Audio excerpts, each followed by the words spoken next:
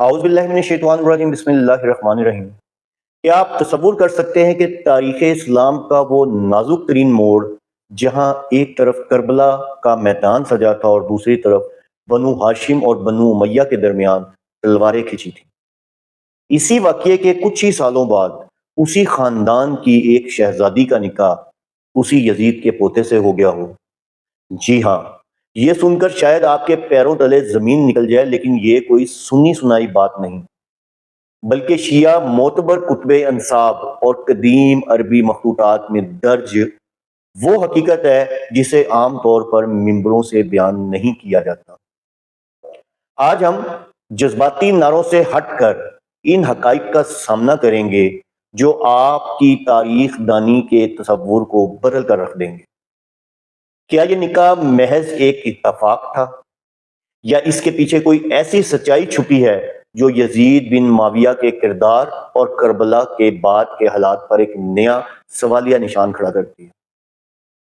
Video के आखिर में हम इन 5 नकात पर बात करेंगे जो इस रिश्ते की बुनियाद पर पूरी तारीख का रुख मोड़ देते हैं।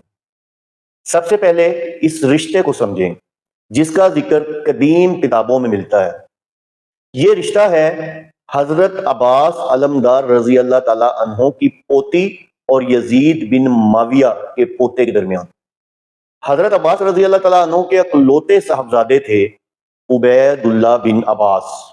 ये वही उबैदुल्लाह हैं जो करबला के वक्त मौजूद थे और बाद में मदीना के सबसे मुअज़्ज़िज़ और सखी लोगों में शुमार हुए। इनकी साहबजादी थी नफीसा बिनते उबैदुल्लाह, और दूसरी तरफ यजीद का बेटा था खालिद बिन यजीद, और उसका बेटा था अब्दुल्ला बिन खालिद।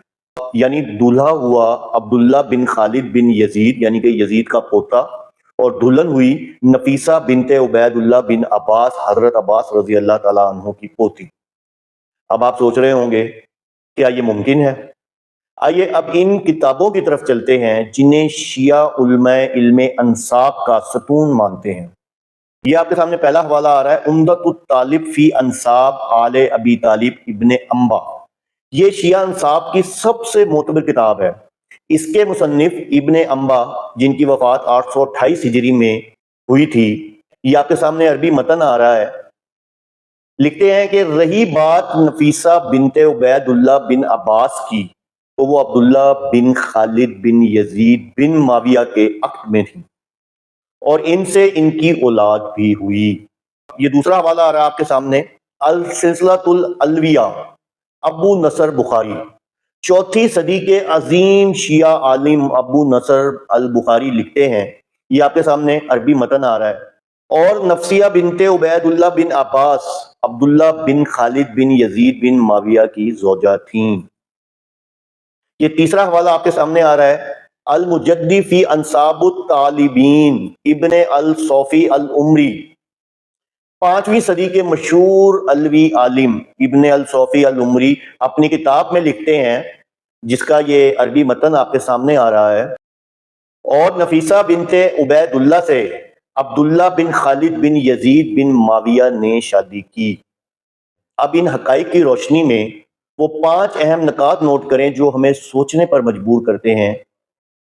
अगर यजीद बराह रास्त हजरत हुसैन रजी अल्लाह ताला अन्हु की शहादत का ऐसा जिम्मेदार होता कि जिससे खानदानों में अबदी नफरत हो जाती, तो हजरत अब्बास अलमदार रजी अल्लाह ताला अन्हु का बेटा उबैदुल्लाह अपनी बेटी का निकाह कभी यजीद के पोते से ना करता।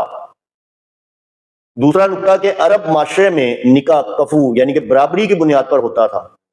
यह रिश्ता साबित करता है कि करबला के बाद भी बनु हाशिम बनु उमय्या को अपने बराबर का मोअज़्ज़िज़ कबीला समझते थे। तीसरा नुक्ता, ये रिश्ते इस बात की तरफ इशारा करते हैं कि शायद इस दौर के लोग यजीद के इनफरादी फेल और इसके खानदान या आने वाली नस्लों के दरमियान वाज़े फर्क करते थे, जैसा कि आज के बयानिए में नहीं दिखाया जाता। अगला नकात, बनु हाशिम और बनु उमय्या एक ही जद्दे अमजद कसाब इनकलाब की औलाद थे। ये शादी साबित करती है कि सियासी इख्तिलाफात अपनी जगह, लेकिन खानदानी और समाजी रवाबित मुनक़ता नहीं हुए थे। आखिरी नुक्ता, ये सवाल पैदा होता है कि इतने बड़े और अहम रिश्तों को अवामी तारीख और मिंबरों से क्यों गायब रखा गया?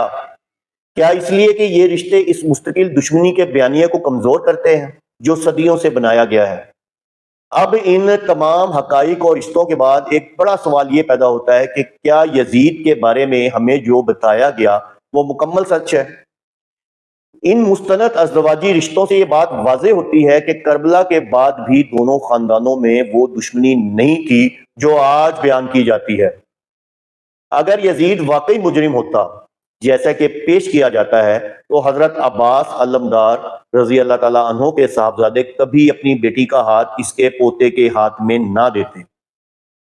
یہ حقیقت ہمیں مجبور کرتی ہے کہ ہم یزید بن معاویہ کے خلاف صدیوں سے بنائے گئے بیانیے پر نظر ثانی کریں اور سوچیں کہ کیا ہمیں تاریخ کا صرف ایک ہی اور وہ بھی جذباتی رخ تو نہیں دکھایا گیا۔ ناظرین، ہمارا مقصد کسی کے جذبات کو ٹھیس پہنچانا نہیں بلکہ ان حقائق کو سامنے لانا ہے جو خود شیعہ کی معتبر کتابوں میں صدیوں سے محفوظ ہیں۔